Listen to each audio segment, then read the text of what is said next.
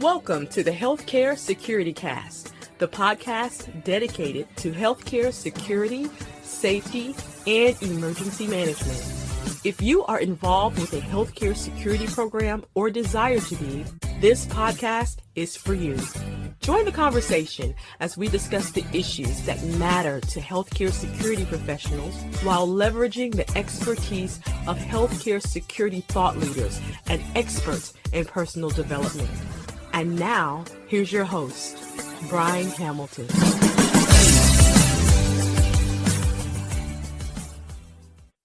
Welcome to episode 124 of the Healthcare Security Cast.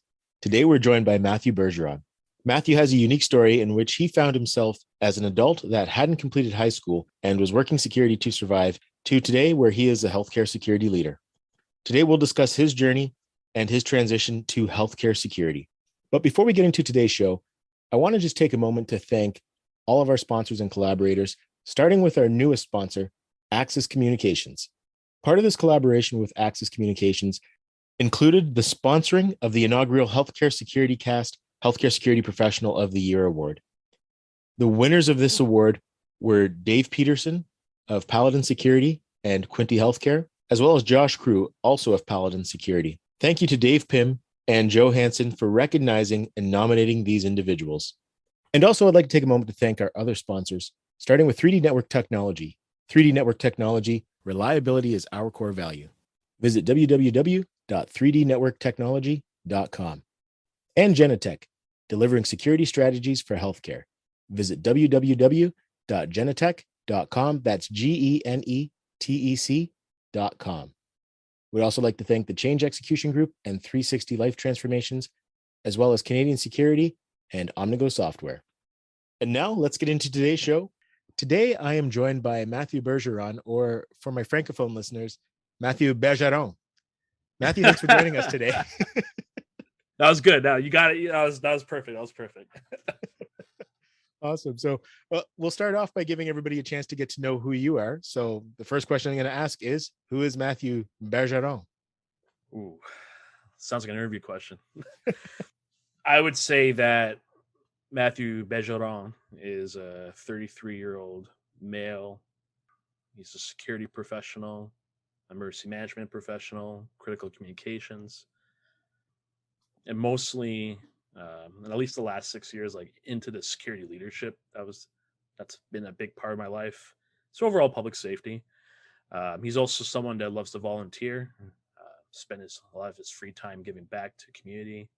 So one line I've heard was think globally, but act locally. So that's something I kind of really embrace. So I volunteer at a lot of different places. I'm also a chess semi-professional. I'm the top 1% chess player in the world. So I have to throw that little chess a little bit into this. And I also spend a lot of my free time in chess, and not just like learning, but teaching, playing tournaments. Also still currently co-founded a chess club in Etobicoke called the Etobicoke Chess Club. It's really awesome. And yeah, that's a bit of me. That's very cool. That's actually pretty interesting to me because I do really enjoy chess myself. I'm definitely not top 1% in the world. I had to have 4 kids to be in the top half in my household, but yeah. So what was it? What got you interested in chess? Was it just something that was that you were raised around, or what really piqued that interest for you?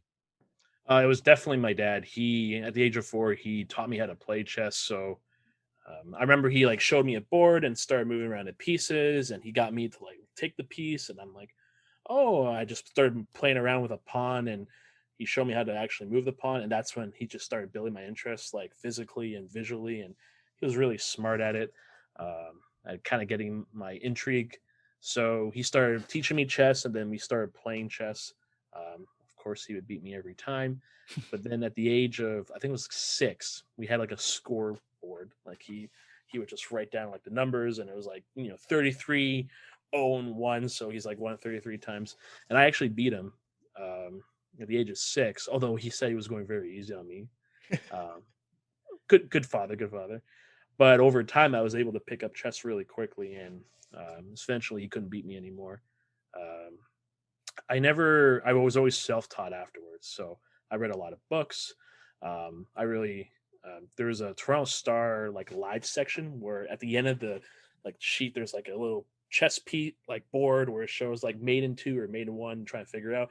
And then there was an article written by Lawrence Trent where he talks about all the chess games that happen globally around the world, because chess, while it was really popular, it's not as big in Canada as it is in America or Europe or internationally. Unfortunately, it's getting better now, but at that time we only had a little bit of exposure, and I literally went back and I saw my like news clippings of what I would cut out when I was young, and I would have it in like a regular folder and just like really really old articles, and that's how I built up my chess ability.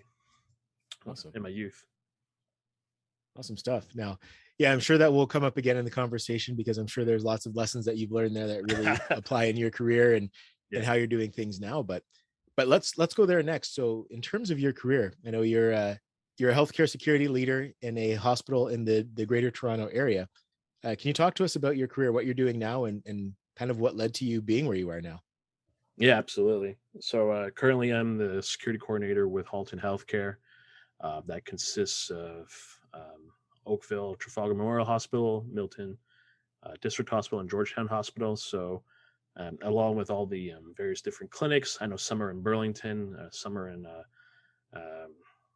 Oakville and Milton. I haven't been to all of them yet, but that's where our jurisdiction is. What got me into healthcare was, that's actually itself is an interesting story too. So I used to work previously at Sunnybrook Hospital in a non-security role, but it was strictly in communication. So I was doing a lot of phone calls, connecting patients, staff, doctors, like together with different stakeholders.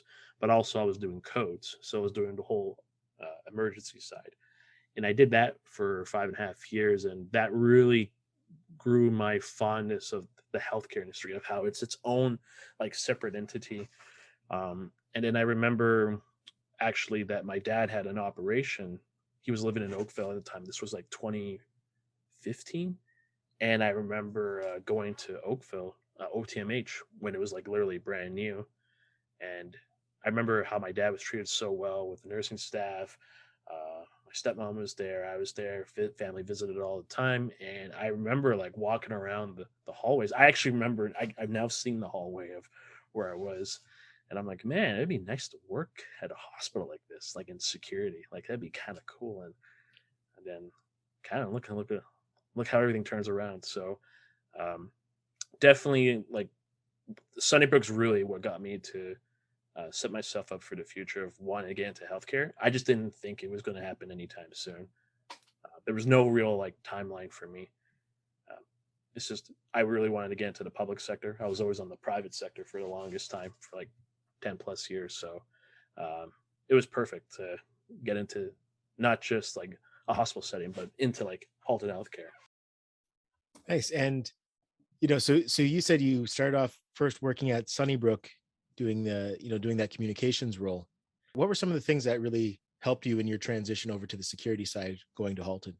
Definitely understanding like all the various different departments, understanding all the codes, understanding how dispatch operates, how codes are supposed to be sent, like all that was a big part of like even my interview process with Halton Healthcare, because I knew that there will be a lot of security leaders that would be applying for a role of this nature. So and then them they could have more experience than me, they could have more cliche experience, etc. So but I knew coming into that, I had Sunnybrook background, and they actually the first couple of questions I got asked was about Sunnybrook, so I knew I was off to the right start, because a lot of what I learned and doing the communication switchboard at Sunnybrook with like all the codes and like everything internal, it's actually what security does here. So it's kind of like the same thing. So having that knowledge and having that historical, and then doing it all the time, like as a frontline worker, that helps me be able to manage that key component and then transition easily, which it's the transition's been pretty smooth actually, coming into Halton. So yeah, that I think if I didn't have Sunnybrook, I don't know if I would have like it's hard to say, but I don't know if I would have got that job, or I would even necessarily think I'm qualified, because it's like healthcare is, in my mind, it's like its own niche. Like you have to have some sort of exposure, whether it's inside or outside. And prior to Sunnybrook, I never had any exposure to healthcare. Excellent stuff. Now, the other thing I kind of want to transition to is your educational background, because the reason why you got my attention, like we were connected on LinkedIn, but you had posted a few weeks back, about a month ago, about graduating from the police leadership program at Humber College. Now, can you take us down the path and really talk about, why it was that you decided to take this program, and really share just some of the insights from that post? Because I think it's something that will resonate with a lot of people and in a lot of ways be helpful for people as well. Yeah, absolutely. So in this kind of day and age with social media, we're always shown that, and again, and more so like Instagram than anything else, that we always try and portray like the picture perfect, like the perfect path, the perfect career, the perfect connections, the perfect amount of money, etc. And then we don't necessarily contribute to our losses or things that the big mistakes, because we can be judged or not, or even just like failures, etc. One thing that I always had a regret when I was younger was that I just never passed high school. And it wasn't necessarily because I wasn't capable. I was actually I remember vividly, like even in grade school, I was always the type of person where a teacher would submit like my report card and write a couple of notes at the bottom. And it would say something very simple as, Matthew has all the potential in the world. He just doesn't utilize it. And that was literally like my life for the longest time. So going into high school, being expelled, which is kind of where I shared that post on LinkedIn, because I didn't think that, like, I've seen a lot of comments about like failure, success, but no one really talks.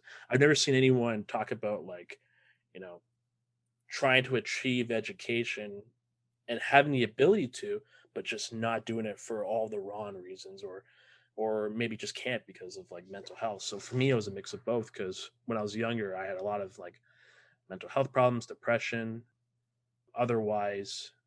And then the other part was just I didn't care enough, which is fine. I'm a teenager. Like I'm not supposed to be like on the right path all the time. Like we sometimes deviate or or jump off it. So, but that was the biggest problem with me, because then I was expelled. I couldn't get back into school. Had to like work and try and like survive and make money, and then had the whole social aspect of like people talking about, oh yeah, I'm in this degree program at this college, and I'm about to go for this future, and then me thinking like I don't have a future. I'm just trying to survive right now. And I think there's a lot of people that feel like they're in that type of spot, whether they've placed themselves in it or something happened to them, or vice versa. Like at the end of the day, it had happened. So what encouraged me to post it was the fact that I didn't give up on myself, even though I wanted to. And the fact that I was even able to hold a diploma in my hand. And like, to me, like that was like everything. And it's important too, because a lot of people, like, sometimes you'll get the thought of like, who would care about, oh yeah, it's diploma. You know what? You can go spend there, get 2 years, get it done, this and that. Well, yeah, that's very judgmental. But there's a lot of people that are like, don't even have a chance to go to school, or trying to fight for it, or trying to vote. And like, and I wanted to showcase that, like, me being a professional I am now, a young professional that has like 30 plus years of what I want to become and the type of leader I want to become. I didn't have the perfect start. I had a pretty tough spot, and with a good support system, connecting with people, that helped me get up to where I am today. So definitely wanted to share that, and I'm glad it connected with a lot of people, including you. Yeah, no, absolutely it did. And the other thing too that's fairly unique about your story, I guess maybe the part that I'm going to cover off first is maybe not unique, but working during the PanAm Games. Now, I know when that first came around, there was I'll say some stuff that maybe wasn't above board, and what people were told that there was going to be long-term jobs and it was a career position. But people kind of knew full well that we're going into it. I'll say for the most part, anyways. I don't want to say everybody knew that it wasn't going to be what they were promising, but Yeah. I think at the top, a lot of people knew that once the PanAm Games were over, a lot of people were going to be out of jobs. And I guess that seemed like it was kind of a transition point for you as well, once those games ended. Yeah, absolutely. Because when I was at the PanAm Games, I always knew that I was going to get laid off because the contract will end. And I was okay with it because the uniqueness of the job that I was being a part of, the security team of trainers and that I was being a part of, and then just seeing like 5, 6,000, 7,000 people that we were training across like 6, 7 months. That's a memorable experience I'll never forget. And I don't think anyone really gets exposed to that level of like pace and like purpose to for a PanAm Games like or a pair of PanAm Games. But I remember that once I left, I was already applying for jobs, thinking, okay, I'll get a leadership job. Not a problem. Nope, not at all. I was on EI for a long time, and I had to learn about interviewing and be able to. Well, I was already fighting at a deficit because I had no education. So even if I somehow got an interview, which I did, I got quite a few still. How to do an interview, like how to like say the right things, like what are you looking for? Are you looking for a position? You're looking for like I went through trial and tribulation, like basically cold calling. But yeah, I don't regret it because I know so much more now. Absolutely. And yeah, so you went back, you got the education that you needed to get into a college program and kind of started from there. And you mentioned in your post a few people who were instrumental in you achieving that. And one of them was a name that I recognized, which was Keith Melo. Do you want to talk about how Keith and some of the other individuals who helped you out during that time, but how they impacted you and what that's really meant for you to this point? Yeah, absolutely. Keith was definitely instrumental in the beginning and currently still is. Um, Again, former like security professional. I think he was in K9 security management. Oh, well, now he's in security management, but he was also security for a while back before he transitioned to emergency management and teaching everyone and from public safety. He was the one to help me connect and engage with other people, but also recognize my situation as an adult that is trying to get that education that so many of us like. It's that I feel like is a more common story that we go into the field, like we work our way up or we build up our experience, but we just never pursue that education because we don't know how to, or we don't know what the right path is, or more importantly, we don't want it to affect our day-to-day work hours. So he really guided me in connecting with the right people, especially in emergency management, which who knows, one day I might want to truly get into. I'm not sure when that step will be, but that's something that's kind of dear to me, the whole emergency management side, and how it also connects with security and a lot of different things too, especially in healthcare. But yeah, Keith really gave me that opportunity, and that's what really mattered. And because of that, he helped me build up some skills and build up my certificates that allowed me to get more noticed in the interview process and allowed me to have a better chance of making it to becoming the next manager, which eventually did happen. Awesome. And I see too, the other thing is that's kind of continued for you because you've continued to, again, gain credentials. I see that you have your CPO, you've went through the IAHSS process of earning your certified healthcare security supervisor certificate as well. How has that been helpful to you in terms of those educational pieces, and how have they contributed to your, I guess, your on the job performance and just your development overall as a professional? Like, obviously I'm a little bit biased when it comes to IAHSS, but what have your views been? I guess I'll ask for some unbiased feedback. Yeah, I'm still getting more used to IHSS. Like, I think actually next week I'm attending the workplace violence and harassment program, which Oh, we're excellent. very interested in because we need more talk about this. This is a growing problem, like everywhere, that's underreported, and that's a whole other 2 hours of talking that one subject. But for me, in terms of credentials, I think I like to understand standardizations because, and maybe like there's other security professionals that have this view I have as well, but every organization has their own like concerns, their own risk tolerance, etc. And it's really important that we adapt as a security program to support like the business or the organization based on their needs. But we also need to make sure we have some sort of standardization because otherwise, like, we could be missing some very serious flaws that could, impact us, like patients' risk are all. So me looking at IAHSS is something that's really hospital specific, I think it's definitely needed, and I think it's something that, again, I feel like in itself, it's in its own infancy, because um, the more we can get it known that this is a standard that's not there to like necessarily implement, but to support, and like we can take those ideas and use it for our organization, the better that everyone will take that good reference and start being a part of it, and then we grow and collaborate and gain like and have insightful interactions like this. So I think when I took that certificate, getting the CHSS, and then one day getting that CHPA, I know that's going to take some time. I know that I have that standardization, and I know in a way what is expected, and then I take that and tailor towards working with the security program. So I think it's really important. And I guess also from a job hunting perspective too, like nowadays, like degrees are great and experience still trumps everything in my opinion, but credentials, like that helps show an employer really quickly that you understand standardization, that and you're part of that network. And security people are not like, it's not like business, we're not like cutthroat, we're all trying to collaboratively protect our organization, especially on the public side. So yeah, I think, and I think that's good. We should stay updated with standardizations. Like even ASIS is really good too. I don't know if I pronounced that right. ASIS, yeah. As is. No, you're good. Yeah. Okay, good. No, the other thing I want to ask you about too is just in terms of you said that you have over a decade of security experience, not necessarily healthcare focused, but now getting into healthcare. What are some of the things that you've had to adjust to, or maybe things that you didn't expect going into healthcare? Because again, I think this will be helpful for people who haven't worked in the field, but also for those of us who have been in the field and maybe have our blinders on to what other security professionals are coming into. So what are some of the differences that you've seen? Ooh, okay, that's a great question.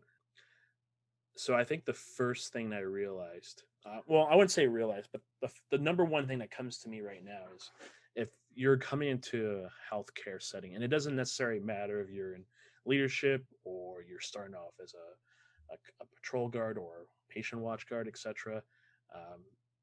Usually in this outside in the security world, there's a lot of things are black and white, where you follow this or you do this. Like, this is wrong, this is right, this is an SOP, and we just stick to it and we follow it.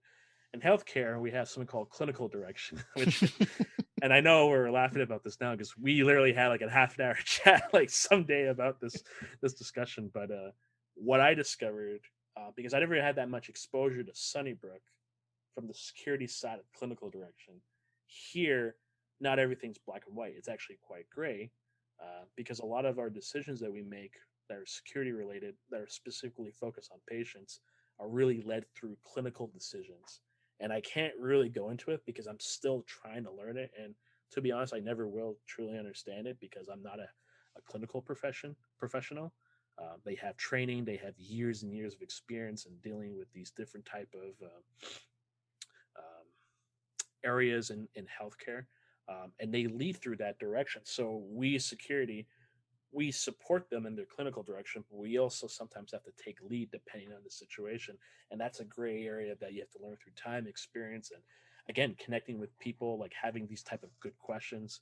Uh, that's why I kind of mentioned earlier that it's really hard to be a leader jumping into healthcare if you haven't had any exposure to it, because that clinical direction side alone is everything, especially when it comes to patients. So that's the biggest one, I feel. And then also how complicated, I feel like from the corporate side, and like it's not very, like I came from a corporate background. Like I was at a pharmaceutical company for 3 years with G4S, and I was my client at that time was GSK, or GlaxoSmithKline. And to me, that was like a normal world of like, it had its own problems, its own headaches, very very niche field as well too. Because now it's all about drugs and vaccines. Oh, what a good topic, vaccines. um, but I understood their problems very well. But that took time, and I understood like what we did as a security company to like protect them and their assets and their product, which was a big topic for big item for them. But it still doesn't compare to healthcare. It's like there's just this different layer of engagement that And I think engagement is the key word that I've taken in this job, is with your staff, and not just all staff, like not just your doctors or your nurses or your practical clinicians or EVS or IT, etc. Like you have to have that level of engagement as a security person with everything, and it's not simple, especially if you have 3 hospitals with potentially a little bit of different cultures at each one, unique but all wrapped around. So it's not very simple. No, not at all. Actually, it's funny. You just made me think of something from when I first started working in healthcare. I had when I had moved into healthcare, I had 2 years of experience working basically in a mall environment, in an office environment. My last position was a supervisory position, and then I remember like my first few weeks working in healthcare. I remember in the emergency department, there's this guy who was just causing a disturbance. He was a discharge patient. And I'm getting frustrated because I'm like, why aren't we throwing the cuffs on this guy? Like, this is, I'm again thinking of what I thinking of what I would normally do hey, if this happened at the mall, this guy would have already been in cuffs. He'd be in our office waiting for the police to come pick him up. But I just like, I felt so helpless. This being my first experience dealing with someone like this. And I just got to learn things are a little bit different in healthcare. You have to be a lot more patient. You have to be a lot more creative. You have to be able to think outside of the box because, like you said, things are a lot more gray than they are in some of the other verticals for sure. No, absolutely. And again, I'm ashamed I didn't even mention this too, because this was the third answer to your question. But honestly, the violence, and I don't necessarily mean like people punching each other or stuff like that, like or even though it could happen, but there is like a definite possibility that if someone's coming to a hospital and they're at the worst part of their life, like violence might be exhibited. And that doesn't necessarily mean patients. It could be staff, visitors, like it happens all the time. And it's just, there's a lot more. And seeing that up close and personal, which at Sunnybrook, I never really seen that interaction. Like I've called probably hundreds of code whites, like myself, and heard some after action reports from security because I had a couple of friends there, but no, seeing it like up close and personal, even like me having to be able to respond myself too, because it could happen at any time. And I got a license too, just like everyone else does. That to me, like even now, I'm still like, it still hits me still. It's better now, but even in the beginning, I was like, whoa. And I even shared it to my guards too. Like that's another thing too, about the teams that I work with, at all 3, like I don't want to be like, oh yeah, I'm the tough person, like I know everything. No, like this is something that I'm very new to, and I'm this particular area, and I explain it to them, and they really appreciate the honesty, and like it's not me being vulnerable, it's just me being truthful, so that way they can understand that I'm trying to understand them. And I think that really matters in leadership. Yeah, big part. No, that's definitely a huge part of it. The sincerity goes a long way when you when you take the approach that you've taken, where you're not that you're trying to pretend you know everything. You're being very vocal about maybe the things that you weren't aware of coming into the role. Again, it just makes the frontline staff appreciate you and just be that much more open to you when you have those conversations with them. Yeah, no, definitely, like those type of conversations hopefully are happening like every time, everywhere, at all different levels. Doesn't matter if you're in contract or client, etc. Because at the end of the day, especially in healthcare, like security are dealing with violence all the time. Like they need to have some sort of like reprieve in this. If I can do that as the client and get their mind off it and make them at a better spot and talk about certain things, like absolutely, because when they're out there, the whole world is watching them. We have cameras everywhere, personal cameras ready to pull out at a moment's notice of any potential disturbance. Like it wasn't like this 10 years ago. I'll tell you that. Boy, it's different now. Yeah, absolutely. No, I'll say this, as I'm glad it wasn't that way 10 years ago. Absolutely, man. I've old school. Yeah, no, they're just I have I guess I was the youngest child, so I got being the smallest person for a long time in my family, I got very good at sarcasm, and especially when I was in some of my frontline roles, it would come out. So yeah, I'm glad that people weren't recording you as openly as they are now. Actually, it's funny you mentioned that. I remember I was watching a body camera footage, and the guard made like a sarcastic remark, and then we were using it as a tool of training, like for clinical staff. So the clinical person was like, "Oh, don't worry about that. He was that's just his type of humor," and everyone was like, "What?" So it comes out like maybe when it, no matter it's unfortunate or fortunate, just it happens. We're human at the end of the day. Yeah, no, absolutely.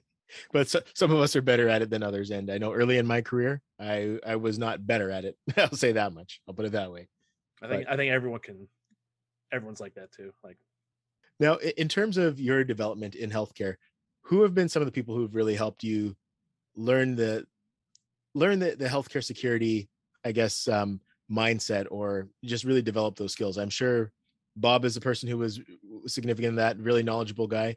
Unfortunately, just the way timing worked out, I never really got to know him as well as I would have liked to. But from what I do know, really knowledgeable guy, good guy. Can you talk about some of the people who've really just helped contribute to your success in healthcare security? definitely, the first thing that comes to mind is the relationship that we have with Paladin. We work very closely with them, just like I'm sure every security company works very closely with their client at every hospital and every hospital network. Um, but me having, like, I've never worked with Paladin before. I knew of them. I knew they were their cliche was more into healthcare, but I've never worked with them like in any other field. And then just having that contact and talking to a couple of people and their client service manager, director, and I even participated in their MOAB training, because being someone that's still relatively new, and I'll still be new even after a year, I'll still be new to healthcare. I really wanted to get a baseline of how did our security teams provide their service to, like, well, when it comes to patrolling or escorting with patients and all those sorts of things. So they were open arms and letting me be involved and interact with their trainers.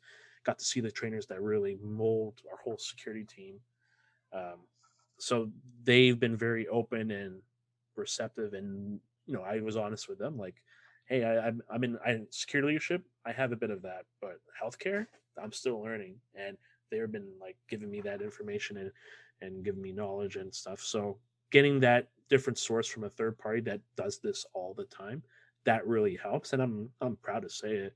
I'm glad that they've been really an asset to not just, of course, our organization, but just to myself as well, and they're continuing to be so. So definitely big part.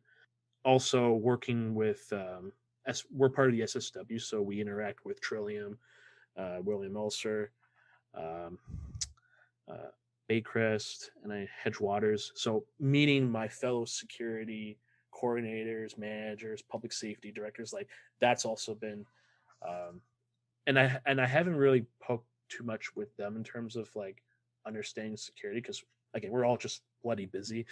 When we meet, we got business to do. We got to talk about this contract stuff, all these certain things. But these are individuals I know I can lean on in the future, and that they're holding the good fight like I am, that Bob is, like, when it comes to their organization. And I also learned too that just because they say something doesn't necessarily mean it applies to us, because they're dealing with something very different based on their geographic, or like that we're dealing with as well. So it's kind of like you always want to open your ears and hear everything, but that doesn't mean you listen to everything. So that's kind of something I've learned really quickly too. At the end of the day, it's all about our organization and what they need and what we can support and what we can improve. So I think that's another thing too, is that coming into this job, I think my biggest asset has been improving things slowly but surely, or maybe something really immediate that I just have the time to focus on that Bob might not be able to, because he's dealing with 50 other things, senior leadership, etc. So Yeah, absolutely. And I'll just make sure, just so those who are listening to our conversation, so they're aware, the Bob that we're mentioning is Bob Kopinak. I yeah, we're like, hey, how many guys post in the comments how many Bobs there are in security right now? But Bob, and you mentioned some organizations too. So you mentioned, and I'll mention some of the names at those organizations, because I know they're the ones you'd be interacting with. But Kanan, I'm not going to try his last name, but Kanan over at Trillium, Martin Green, Calvin Millar, so some really great people to be able to associate with. Sergio Angelucci, they're all great leaders in our industry, and just being part of that SSW group, I'm sure has been helpful for you, and just being able to interact with those folks and being able to learn from their experiences, because again, just knowing those guys, a lot of experience there, lots of valuable insights that you could definitely leverage. So good group to be associated with for sure. Yeah, I'm definitely humble and fortunate to be a part of it. Awesome. Now, as we wrap things up here, do you have a special message you'd like to share with the Healthcare Security Cast community? Ooh, special message. I think definitely always strive to work with yourself and be honest of what you want to try and accomplish. Whether you want to get into law enforcement and use healthcare as a great stepping stone because of the amount of like real life interactions you have with people and the amount of great work that you can contribute to people's safety and patient safety, or do you want to, like ourselves, like grow a security career, which is positions come up all the time. I don't think a lot of students or guards that are kind of just got into security, kind of like how I did, know that there is a lucrative field in public safety, and that it is something that's more experience based, which is great because experience is king in what we can do and keep everyone safe and engaged. But yeah, try and focus on what type of person you want to be. Do you want to get into leadership and tailor towards like-minded people, and even again, just to get into a supervisor role, like that's something that take courses, talk with your third party or your client of like, how do I want to get into leadership? What are you looking for? What is something I can do? And then kind of have a measurable goal.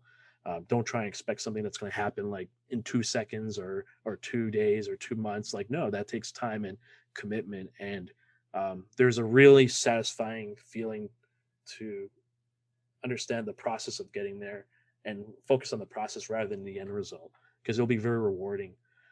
And then lastly, if you do reach that position wherever you are in leadership or policing, make sure you take people with you and bring them up to where you are, because you can do things by yourself, but that doesn't necessarily mean you'll get there. You'll do it fast enough. But if you get people to help you, if you ask for help and you help others, you'll get there much quicker. So I'll leave it at that. Awesome insights. Now, for anybody who wants to connect with you, obviously we can find you on LinkedIn, but what are your preferred methods of people connecting with you? Ooh, LinkedIn.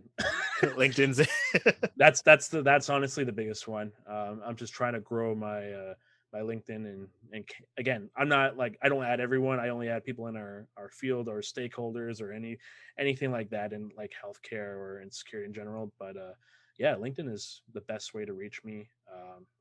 I've also been building a lot of connections as well, and people, I'm always interested in connecting with someone. And I actually get quite a few questions about how did you get your designation, how you get this and how you get that. So something that's working. I'm not sure what it is, but I'm sure after you being able to invite me into your podcast and being able to share a little more of myself, I'm sure there's more of those questions going to be coming eventually. Well, hey, we can only hope so. I think again, just based on this conversation, you have a lot to offer. Obviously, you're still in the process of just learning a lot yourself as well, but there's already a lot that you can share with other individuals. So hopefully people take advantage of the opportunity to connect with you and learn from some of your experience. Yep. Thank you. Awesome. Well, Matthew, again, I appreciate you taking the time today. Really enjoyed the conversation. Really enjoyed getting to know you a bit better. And yeah, again, just thanks for taking the time. I appreciate it. No, awesome. Thank you so much for inviting me. No, you're very welcome. The Healthcare Security Cast is available on Spotify, Apple Music, Amazon Music and Audible, and many other platforms as well. Check out our link tree on your computer or mobile device. And this can be found at linktree/Brian Hamilton.